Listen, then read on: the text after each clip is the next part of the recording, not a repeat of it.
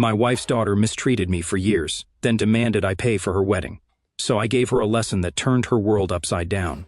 I've been married to Jill for about 10 years now, but man, the whole stepdad thing didn't exactly go as smoothly as I thought it would. When we first got together, I knew what I was getting into. Sort of. Jill had 3 kids from her first marriage, Ryan, Emily, and Sarah. Her ex was kind of a disaster. He was a full-blown addict, barely in their lives. And when he wasn't exactly winning any Dad of the Year awards. I didn't think stepping into their lives would be a walk in the park. But I figured with time, I'd bond with all 3 of them. Boy, was I wrong. Ryan and Emily were pretty cool with me from the start. I didn't expect them to jump into my arms and start calling me Dad right away or anything, but we got along well enough. I'd help them with their schoolwork, take them out for ice cream a few times, just normal stuff to build a relationship. We had a decent connection, and things were pretty good. But Sarah? Nope. From day one, she made it very clear she wasn't on board with this whole new guy in Mom's life situation. She was about 13 when I first met her, and let me tell you, that age is brutal.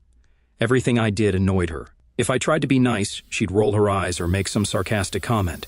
If I tried to give her space, she'd make it seem like I was ignoring her on purpose. It was a lose-lose situation from the start. The thing is, I tried. I really did. Jill would talk to her, try to explain that I wasn't there to replace her dad, that I just wanted to be part of the family. But Sarah wasn't having it. She always threw in my face that her dad was the best, and that I was just some jerk.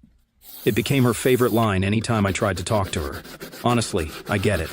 Her dad may not have been a great guy, but he was still her dad. Kids will always put their parents on a pedestal, even if the reality is far from perfect. But still, every time she said it, it cut deep. I wasn't trying to take her dad's place. I just wanted to be someone she could count on. But nope, I was just the jerk trying to swoop in and ruin her life. I figured things would eventually get better though, like maybe after some time she'd warm up to me, right? I mean, people change, they grow. But things took a hard left when her dad passed away. Now, I wasn't really living with Jill and the kids yet, but I was around a lot. I saw firsthand how Sarah's world pretty much shattered when she got the news. Her dad might have been a mess, but he was still her dad. Losing him hit her like a truck, and whatever dislike she had for me before it multiplied by 1,000, after that she didn't just resent me at that point. She actively hated me. It was like she blamed me for everything that had gone wrong in her life. And trust me, it wasn't just some typical teenage angst. She really, really hated me. Jill did her best to help Sarah. She got her into therapy, tried to be there for her as much as possible, but honestly, I don't think it made much of a difference. Sarah would barely talk to me, and when she did, it was nothing but insults or these nasty, passive-aggressive comments.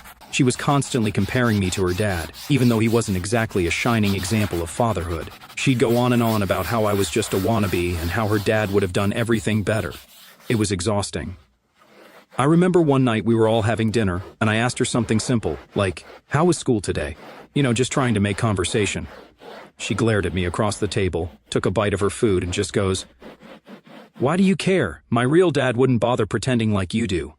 The whole table went silent. Jill shot her that look. The one moms give when their kids are about to cross a line. But Sarah didn't care. She just kept eating like nothing had happened. I didn't know what to say, so I just sat there feeling like a complete idiot. How do you even respond to that? Over time, I tried backing off, thinking maybe if I gave her space, she'd come around. But the more I pulled back, the more she acted like I didn't exist.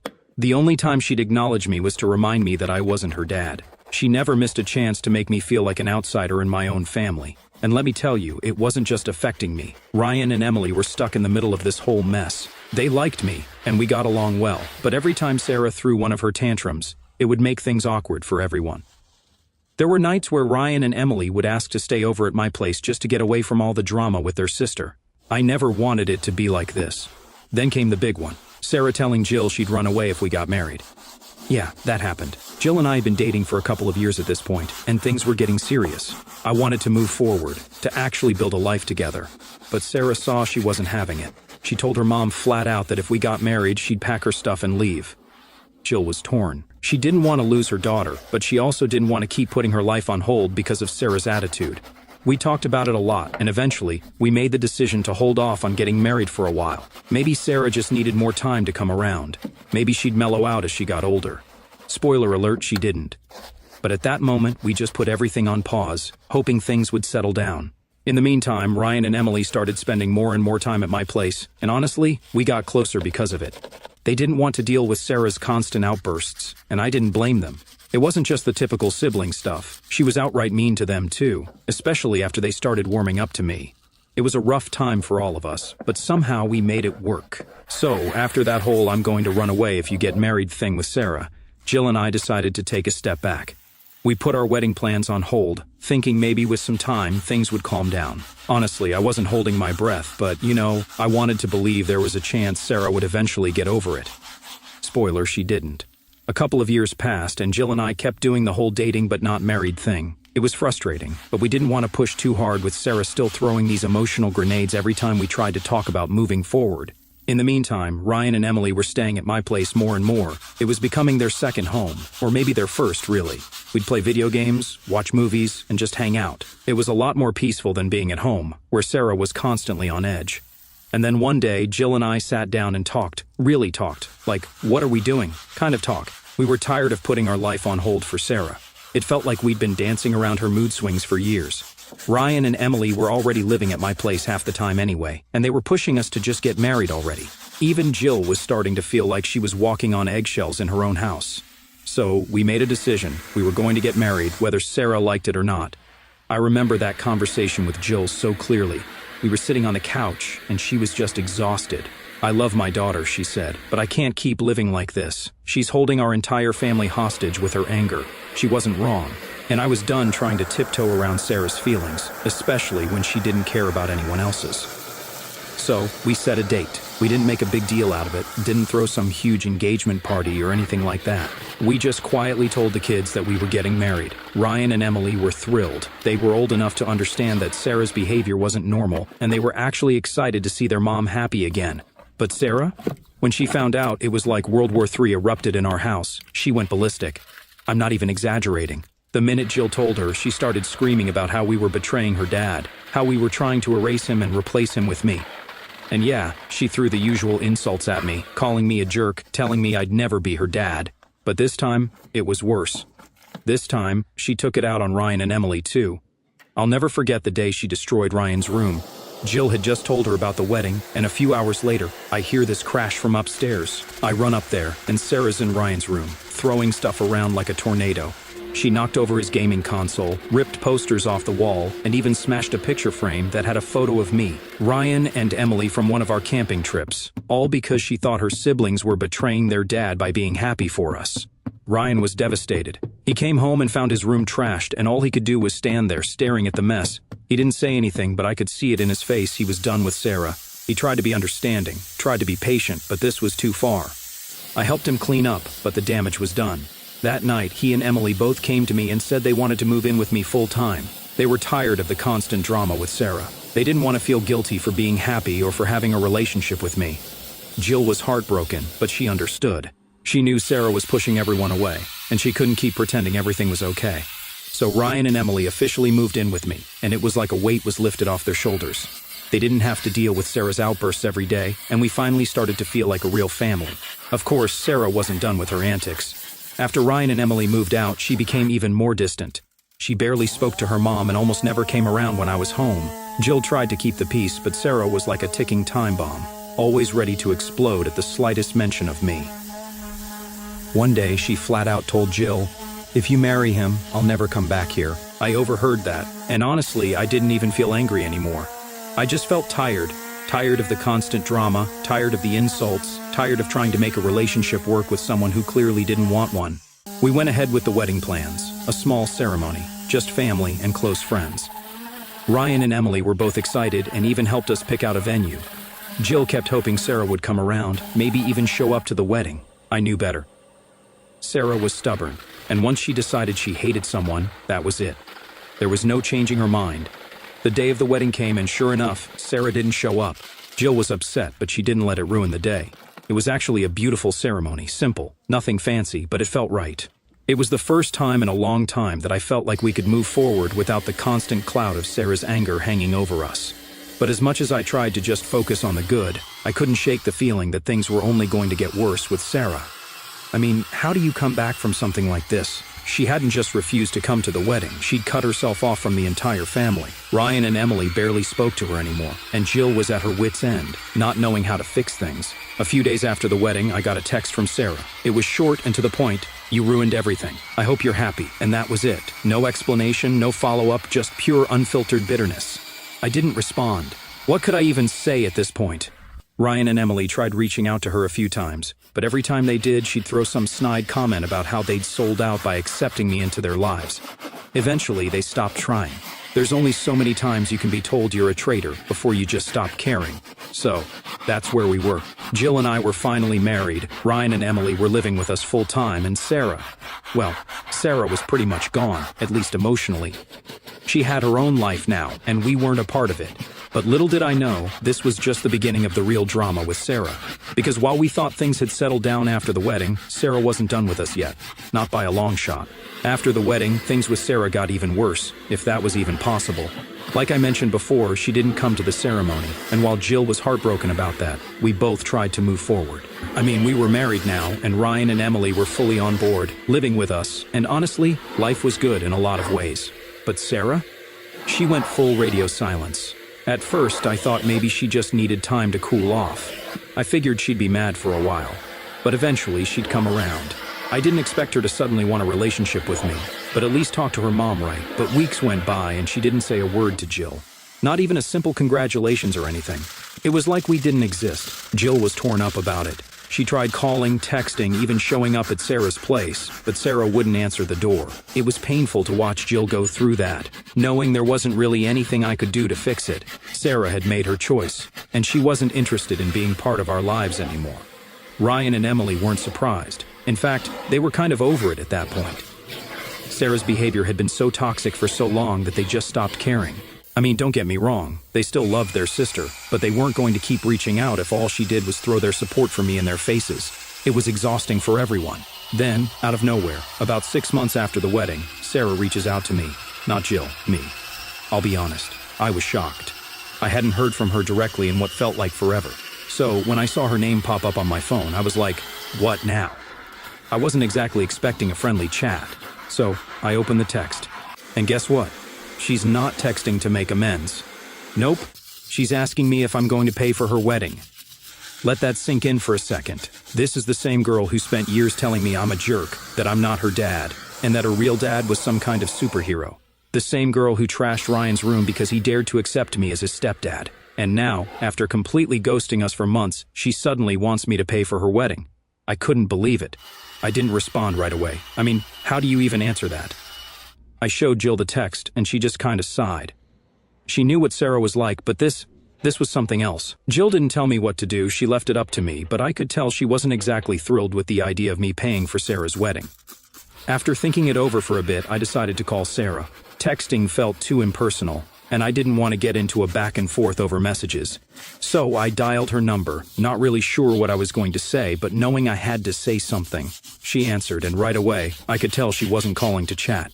Her voice was sharp, like she was annoyed that I'd called instead of just saying yes to her text. She didn't even bother with small talk, just went straight into how she was getting married, how her dad would have paid for everything if he were still alive, and how it was only fair that I cover the costs since I paid for Ryan and Emily's weddings. I let her finish, just kind of sitting there, stunned by how blunt she was being.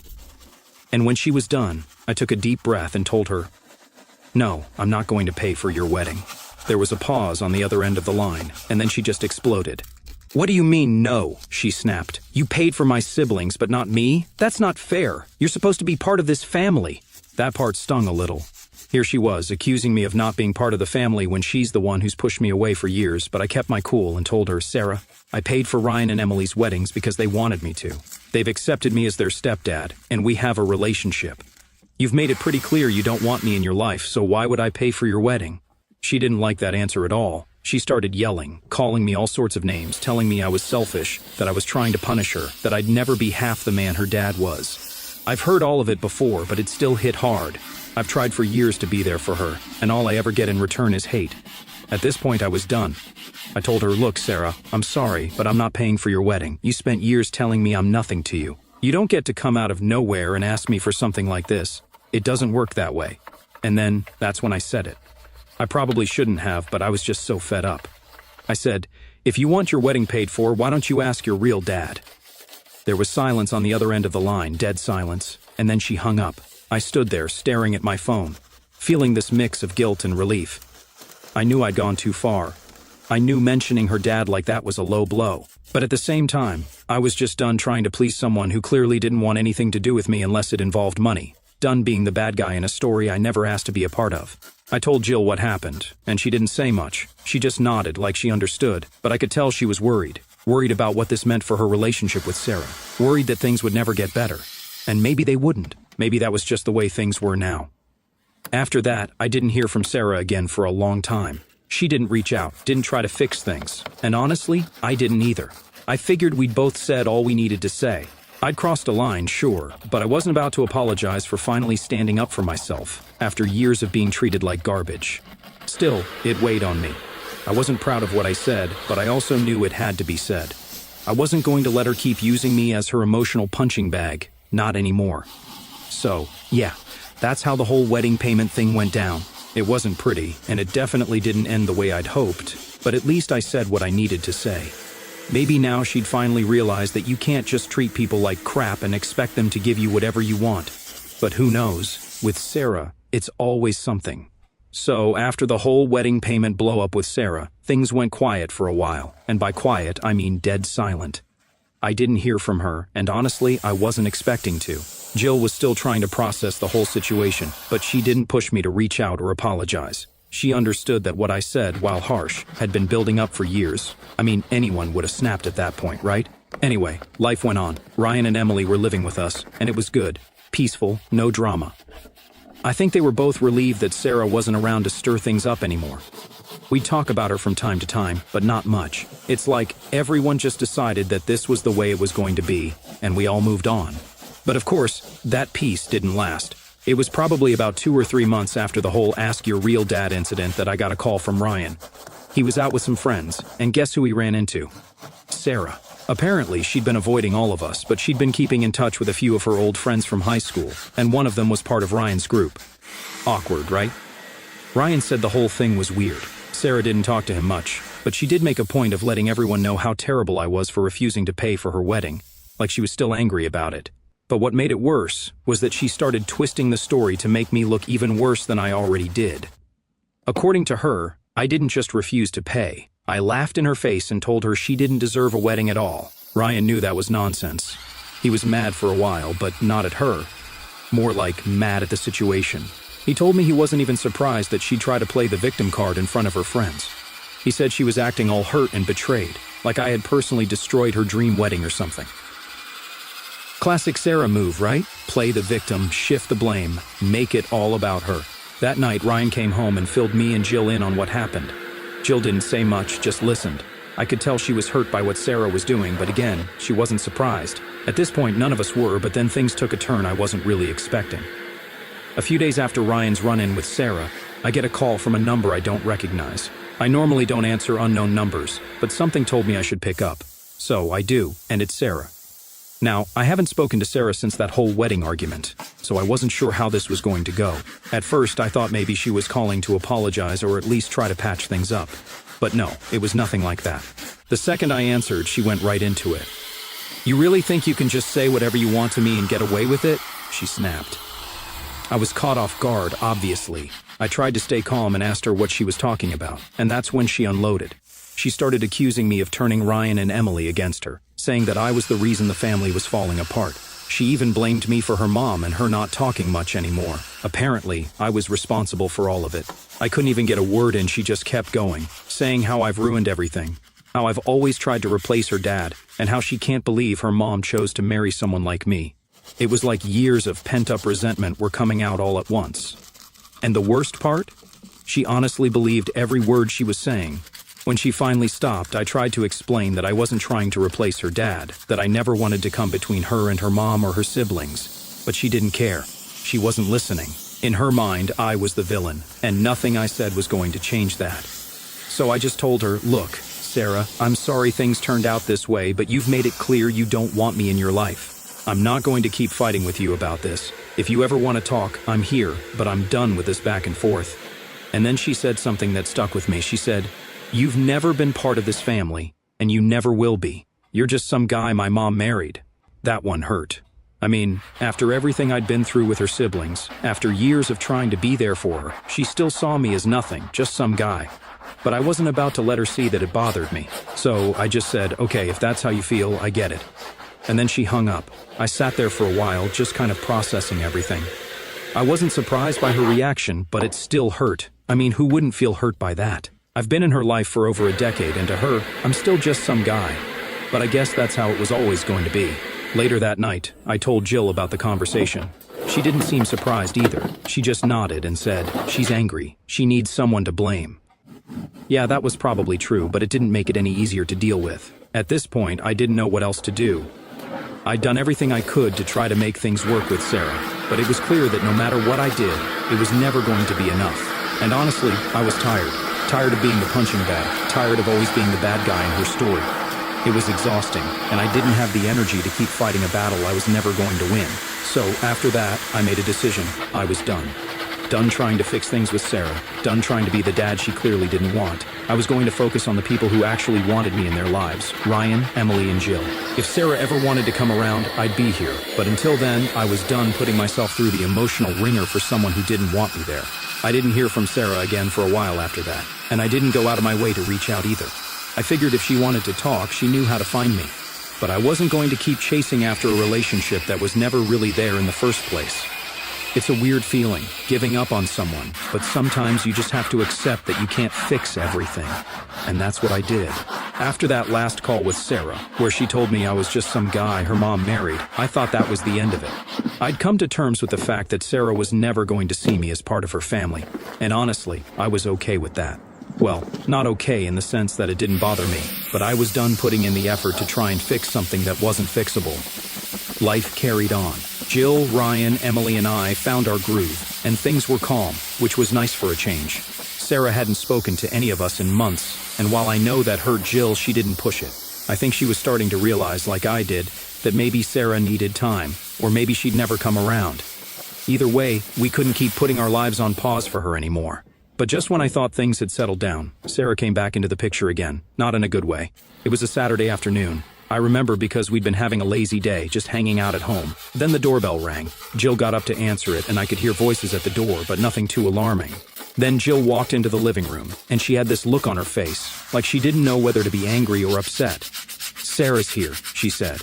I wasn't sure what to expect, but I figured maybe Sarah had decided to come over and finally talk.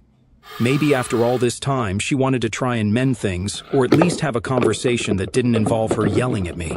I got up and went to the door, trying to prepare myself for whatever was about to happen. But the minute I saw her standing there, I knew this wasn't going to be a friendly visit. Sarah didn't look like she was here to talk. She looked angry, really angry. "I'm here to get what's mine," she said. No greeting, no small talk, nothing. Just straight to the point. I was confused. "What do you mean, what's yours?" I asked, trying to keep my voice calm. She crossed her arms and glared at me. "Ryan and Emily told me you paid for their weddings. That's not fair. You owe me the same." There it was again, the same argument she'd been making for months. But this time she wasn't asking over the phone or through text. She was standing in my doorway, demanding it, like she was entitled to it. I took a deep breath and tried to explain again why I wasn't going to pay for her wedding. "Sarah, I've told you before, I paid for Ryan and Emily because we have a relationship. They've been a part of my life for years, but you've made it pretty clear you don't want anything to do with me, so why would I pay for your wedding?" I thought maybe, just maybe, she'd understand that. But no, she didn't. She stepped closer, practically in my face, and said, "You think you can just walk into my family and decide who gets what? You're not my dad. You never have been. But if you're going to pretend to be, then you better treat all of us the same." Now, I'm not going to lie, that hit a nerve. I was tired of being treated like I was the bad guy for not giving in to her demands. Tired of her acting like I owed her something when all she's ever done is make me feel like I'm not welcome in her life. So I said, "Sarah, you're right. I'm not your dad, and I never tried to be. But I've done my best to be there for your mom and your siblings, and I'm not going to apologize for that. You don't get to pick and choose when I'm part of the family just because you want something from me." She stared at me for a moment, like she was trying to figure out what to say next. Then she laughed, not the kind of laugh where something's funny, but the kind where someone's so mad they don't know what else to do. "You're unbelievable," she said, shaking her head. You think you're this great guy, but all you've done is ruin everything. My mom chose you over me, and now you're acting like you're the victim." At this point, I was done. There was no reasoning with her, no having a rational conversation. She wasn't here to talk, she was here to get what she wanted. And when she realized she wasn't going to get it, she just turned it into another opportunity to tear me down. "I'm not doing this with you, Sarah," I said, stepping back. "If you can't talk to me without throwing insults, then there's nothing more to say." She opened her mouth to say something else, but Jill stepped in. "Sarah, I think it's time for you to go," she said, her voice calm but firm. Sarah glared at her. "Really, Mom? You're going to let him talk to me like that?" Jill didn't flinch. "This isn't about him, Sarah. This is about you coming here, demanding something you know isn't fair, and expecting everyone to just give in because you're angry. You need to leave." For a second, I thought Sarah might actually listen, but instead, she shook her head, gave us both one last disgusted look, and walked out the door without another word. After she left, Jill and I just stood there in silence. For a while I could tell she was upset, but she didn't say anything. Finally, she just sighed and said, "I don't know what to do anymore. Neither did I. I mean, what could we do?" Sarah had made it clear that she wasn't interested in anything other than getting what she thought she was owed, and no matter how many times we tried to explain our side, it didn't matter. She didn't want to hear it. After that, things went quiet again. Sarah didn't reach out, and we didn't either. I think we both needed time to process what had happened. It wasn't just about the money anymore. It was about the fact that Sarah had no intention of ever seeing me as part of her life, no matter what I did, and at this point I had to accept that.